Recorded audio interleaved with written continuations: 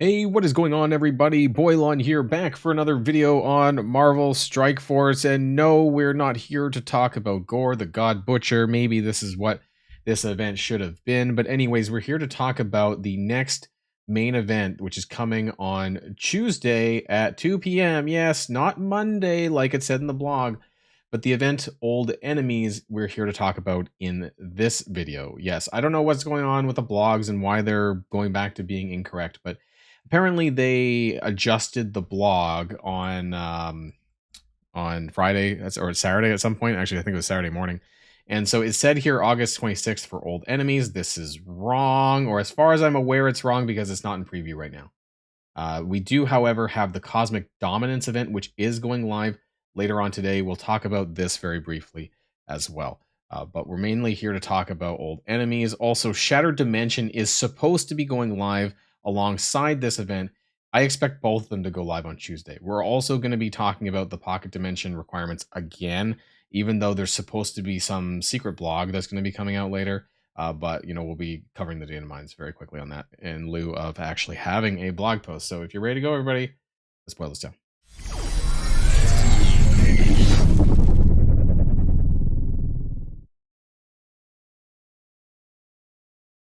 So we're just going to start here really quickly to do a recap of the requirements for Shattered Dimension.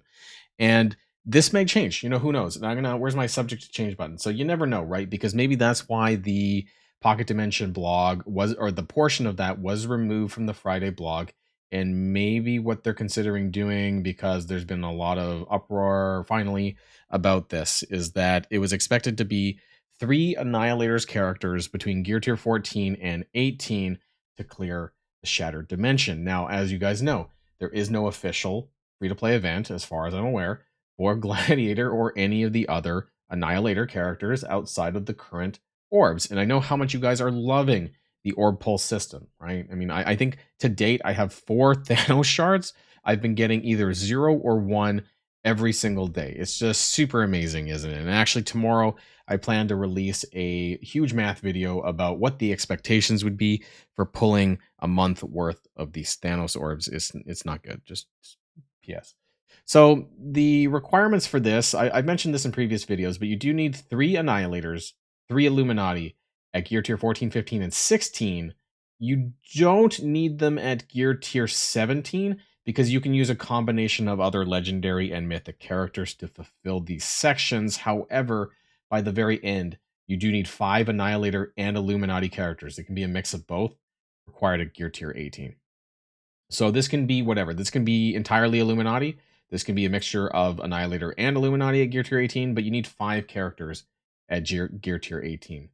I don't know if this is going to change. Maybe they'll, remove this and make it 2 Annihilators, but we'll have to wait and see when the blog post goes live. I just wanted to let you know what it currently sits at, if this ends up getting changed or not.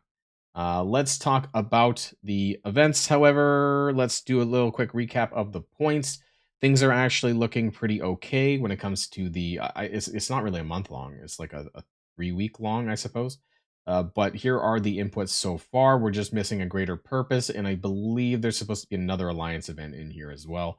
But we're basically 90,000 points from the final milestone, which is pretty good, because I assume that Greater Purpose is going to give you, I don't know, something like this, right? Something like 111k, which seems to be what we're getting from the other 2 events. So that plus the Alliance event, we should have a surplus of maybe like 50k or something like that. But either way, it looks like we're going to clear it if you've been doing everything up to now.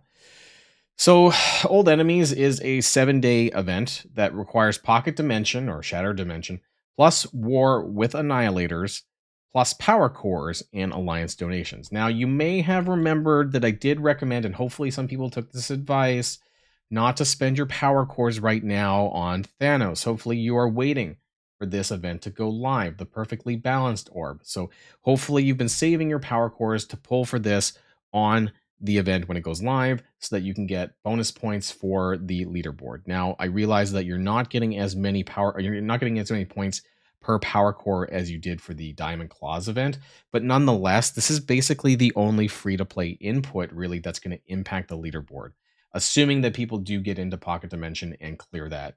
We don't know exactly how much points we're going to be getting out of Pocket Dimension at this point, but with the assumption that you're able to clear it anyways, that, the only thing that's going to make a difference is power cores here. So old enemies, like I said, all that stuff there. So let's talk about the charts. However, I want to bring that up really quickly before we go any further. This is the charts for the old enemies.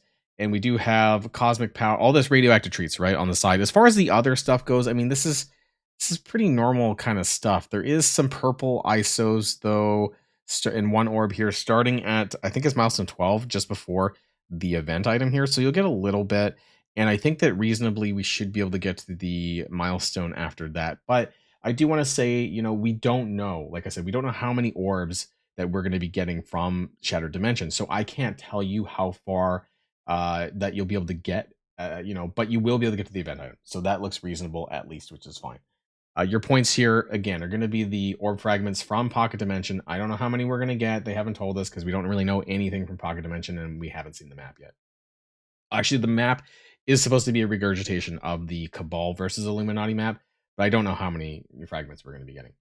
The Annihilators in War, though, you can do. This is pretty easy, I suppose. You make sure you take them off defense. If you have them on War defense, do pull them off because you do have to use them on offense to get the points for this. You need to use them 5 times. So depending on how many characters, if you just have Silver Surfer and Ultimus, this will take you 3 wars to do. So keep that in mind as well. It has to be 5 usages of Annihilators total over the week. You do get bonus points for Gladiator, Gore, and Thanos at 5, 6, and 7 star, but that's pretty, whaley at this point, I would say. And then Power Cores is 2 to 1. And then we have the Web Milestone. Super easy. Alliance credits donations. This is really easy to do. Honestly, if you do the 4 boxes in your daily donation, you'll clear this in like 5 or 6 days. It's nothing that important there, and you'll pick all this stuff up, which will help you get further, which we'll discuss. And of course, there is a leaderboard, right? And top 1,000 gets a diamond on Thanos Endgame. We don't really talk about that because the majority of people watching this video won't even get there. But you do want to kind of perform it as best you can, right? Because you do get all this stuff for the purple ISOs, and this stuff is really important. You get the treats as well over here. So top 10,000 is basically this line here and above. So I normally am able to get to about top 7,500, somewhere between the 5K and 7,500 range. These leaderboards are very competitive because we have Odin just around the corner, right? Like, I honestly believe that Odin's going to be out in like 2 weeks.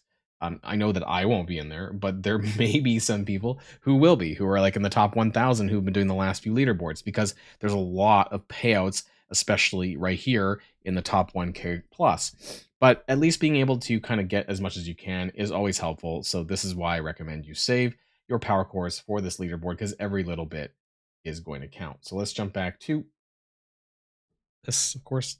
So total reasonable radioactive treats is about 100,000 at milestone 14, but for the milestone 13 event item, it's 83,000. This one's not too difficult. The web milestone is worth 50K, which is quite a bit, actually, right? Like, it's very easy to do. You just have to do your alliance donations and boom, there's 50,000 points. The free claims, I don't know. The last one for the current one that's on right now was complete and utter garbage bullshit. It was like 100 points daily. Like, it was the most garbage free claim. So I don't know if they're going to repeat that. They very well could. Who knows? And then we have the Annihilator's points. So the 30,000 for this is free to play obtainable. This is fine. And honestly, if you just add the 30K with the 50K right here, that's 80K. And that's basically the event item.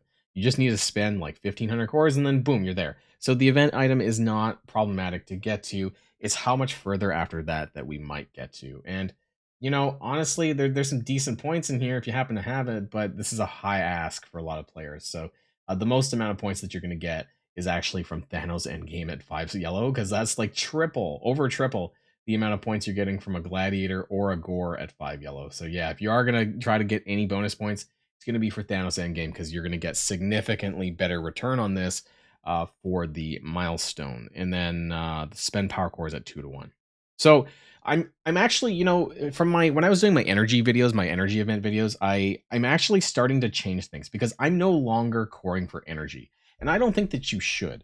I think that I'm not even hoarding for that anymore. I think that what you should be doing is, making sure that you spend your power cores on these event leaderboards. And so I've kind of changed the way that I do things. I just said, let's say that you open X amount of orbs, and that's how much points you're going to get. So let's say you open 1 Thanos core orb every 2 days. This is equivalent to 3 orbs total, which is 675 cores times 3. So that's what I've done over here, is like, okay, Well, let's just how much points you're going to get? 675 times 2 and then times that by 3, right? It's going to give you about 4,000 or 4,050 points. And you know whatever you end up opening is going to be, your mileage, so do your own math on that part. But my point is that, like, that's kind of how I'm going to start framing these events, especially if these power core functions are in at every leaderboard. I think it makes more sense, and especially with the way that the game is going in the direction, right? Like, do I really need to, like, talk about the annihilators in this? Like, it's been such a hot garbage release. Like, I have 64 gore shards. I have no idea if I'm even going to unlock him. I have 4 Thanos endgame shards. I have no idea if I'm even going to unlock him necessarily, or how long that's going to take. So I'm going to be using my power cores, it seems like, from now on for these newer characters. And it's sad the way the game is completely upended how we normally think about it in terms of the free to play release schedules and cadence and all that, in terms of like coring, or we're coring characters more than we've ever before. And that's just how we're going to have to start thinking about events as well. So the reasonable points with the little information that we know is about 84,000, right? And this will get us to, this is if you core 3 Thanosaurs, right? If you're doing more than that, then great, you're going to get some more points. But this is without the PD fragments. This is without the free claim. And, this very well could get you to the next milestone, because milestone 14, which normally we're able to get, is milestone 14 is 103,000 here, just after the Twilight Sword.